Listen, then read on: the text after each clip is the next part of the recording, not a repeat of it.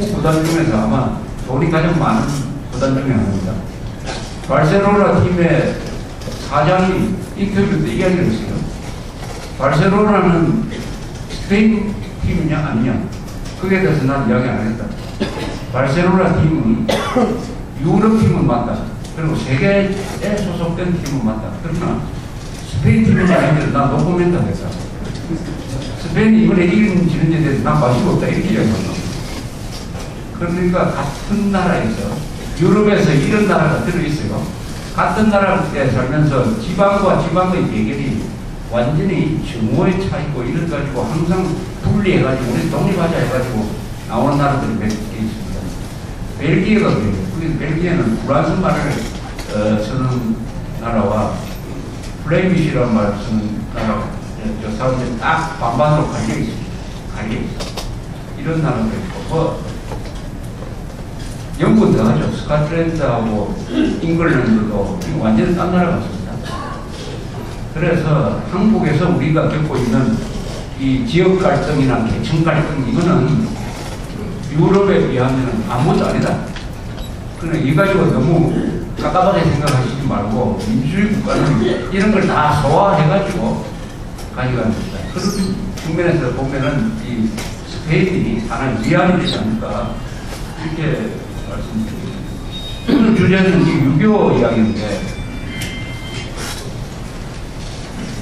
이 6.25 전쟁은 참 생각하면 생각할수록 기적도 많고 미스터리도 많고 해서 다시 역사를 이렇게 읽어보면 깜짝깜짝 놀랄만한 일이 참 많습니다.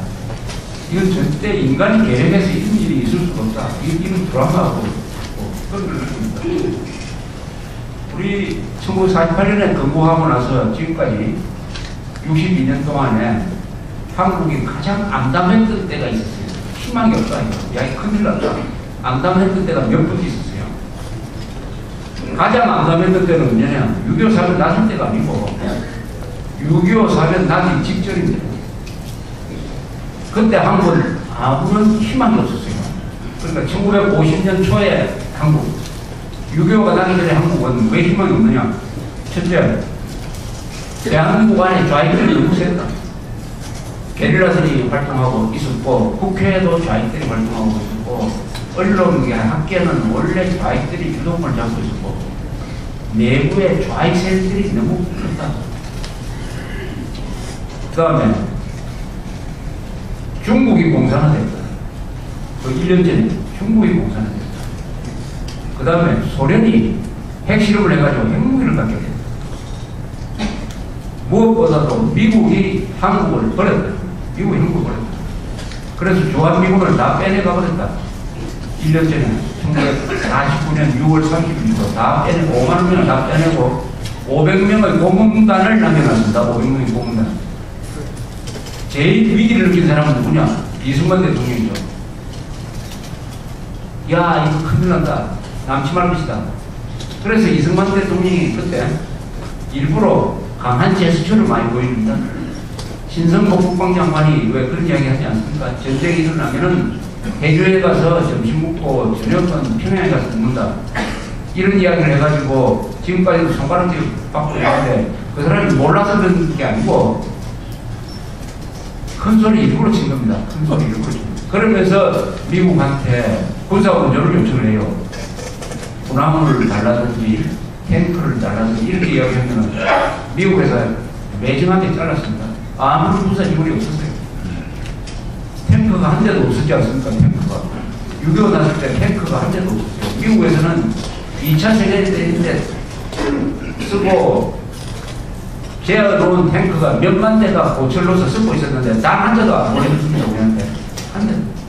대만 아주 낡은 게 몇 척을 보내주죠. 자, 이런 상황이었습니다. 그런데 전쟁이 났어요. 그걸 누구보다 잘 아는 김일성, 스탈린이 남침해도 이제는 미국이 한국을 버렸으니까 남침해도 된다. 그래서 남침이 있었어요. 첫째 번 기적이 일어난 거죠. 트루만이 적석에서 파병을 결정했습니다. 트루만이 미국 군부의 판단관을 제껴놓고 트루만이라는 사람이 정치적 판단으로서 파병을 적성에서 결정했어요. 그게 기적이죠. 여기서부터 한국이 사는 겁니다. 한국 활로가 6.25 남침은 대한민국의 활로였습니다. 활로. 그게 없었으면은 10년 안에 부산까지 다 접어들게 돼 있었어요. 그래도 아무도 도와주지 않게 돼 있었어요. 그런데 김일성이가 남침을 해가지고 활로가 열립니다. 활로가 열린다는 건 뭐냐? 뒤죽박죽이 되기 시작하는 거죠. 활로가 열릴 때는 원래 상황이 혼란에 빠집니다. 새로운 질서가 만들어지기 전에는 반드시 혼란이라는 과정을 거칩니다. 그 혼란이 이제 시작된 거죠. 그런데 트루만이라는 이 기적의 사나이가 나타나서 그 자식들을 반드시 막아야 된다 해가지고 파병을 적석에서 결정했습니다. 해군 공군은 그 다음날부터 우리를 지원하기 시작했어요. 육군은 6월 30일에 결정을 합니다. 전쟁 나고 나서 5일 서울이 적에게 넘어간 이틀 뒤에 바로 육군까지 보내겠다. 그래가지고 7월 1일부터 부산에서 상륙하고 7월 5일에 오산에서 인민군하고 최초의 전쟁을 벌였습니다. 빨리 보낸 겁니다. 빨리. 그 다음에 6월 28일에 인민군이 서울에 들어왔어요. 요게 사실은 3일 늦게 들어왔어요. 그날 들어오게 돼 있었어요. 그날 들어올 수가 있었어요. 근데 두 개가 더 왔습니다. 비가 왔어요. 비가 오니까 작전이, 특히 탱크 작전이 제대로 안 됐어요. 그리고 국군이 저항을 잘했습니다. 국군이 와르르 무너질 줄 알았는데, 막 6탄 용사도 나오고 해가지고 탱크를 제대로 정리를 하고 있었어요. 3일 걸렸어요. 이 3일 굉장히 중요합니다. 그 다음에 춘천에서 기적이 일어났어요. 춘천의 육사단, 김종호 당시 대령이라는 사람, 육사단은 충주에서 만들어진 사단입니다. 그 군인들이, 충주 사람들이, 충청북도 사람들이 많았어요. 이 충청북도 사람들이 6.25 때 잘 싸웠어요. 그 사람들이 춘천을 3일 동안 방어를 했어요. 춘천 이것도 그날 하루아침에 함락시킨 다음에 한강을 건너서 수원으로 와가지고 서울을 남쪽에서 포위한다는 작전 전략이 세워져 있었는데 이게 3일 동안 돌파가 안 된 거예요. 그때 그 연대장 했던 임부택이라는 사람이 있습니다.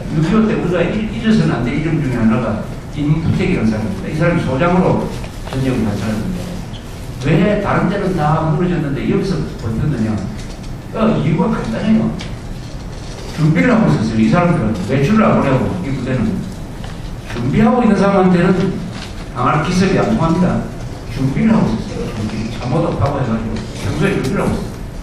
그래서 춘천이 세계를 구한 겁니다. 자유세계를 구했다고 이렇게 이야기합니다. 그 과정이 아닙니다. 그래서 연결 작전이 되지 않았어요. 서울은 북쪽에서 포위를 하고 서울을 북쪽에서 포위하고 북한들이 육사단을 돌파를 해가지고 한강 남쪽으로 가서 서울을 남쪽으로 포위하는 이 전략이 통하지 않습니다. 그 다음에 또 이상한 일이 일어났어요. 6월 23일 서울을 점령한 인민군이 3일 동안 가만히 있었어요. 한강을 건드리지 않았습니다.